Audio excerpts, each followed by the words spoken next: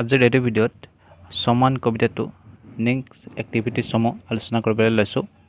ইয়াতে আছে let's read, অৰ্থাৎ 5 নম্বৰ এক্টিভিটিসমূহ আলোচনা কৰিবলৈ লৈছোঁ। ইয়াতে পঢ়িবৰ কাৰণে কৈছে। ইয়াতে কৈছে মাই নেম ইজ নিতিন, অৰ্থাৎ মোৰ নাম Nitin. I am 10 years old, অৰ্থাৎ মোৰ বয়স 10 বছৰ। ইয়াতে 10 বছৰ বুলি কৈছে। আৰু I live in Nagaon with my parents, মই নগাঁৱত বাস কৰোঁ ফেমিলিৰ লগত, অৰ্থাৎ মাক দেউতাকৰ লগত। My sister Raji and my brother Arun, মোৰ ভণ্টি ৰজি আৰু মোৰ ককাই বা অৰুণ।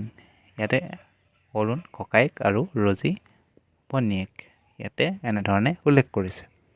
তাৰ পৰা নেক্সট কৈছে ওৱান নাইট, ৰাতি, someone knocked at our door, কোনোবাই আমাৰ দৰজাত টুকুৰিয়াইছে। তাৰ পৰা কৈছে I open the door but there was no' one, মই দৰজাখন খুলিলোঁ কিন্তু তাত কোনো এজনো নাছিল।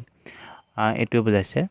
তাৰ পৰা then I saw' a little dog scratching the door with its paws, অৰ্থাৎ এটা কুকুৰে, তাৰ পৰা মই দেখিলোঁ এটা সৰু কুকুৰ পোৱালীয়ে চিঞৰি আছে আৰু অৰ্থাৎ দৰজাৰ মুখত চিঞৰি আছে।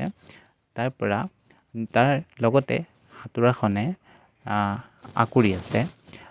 তাৰ পৰা ইয়াতে কৈছে I felt very happy to see it, কিন্তু অৰ্থাৎ মোৰ বহুত ভাল অনুভৱ হ'ল বা সুখী অনুভৱ হ'ল তাক দেখি পিনি।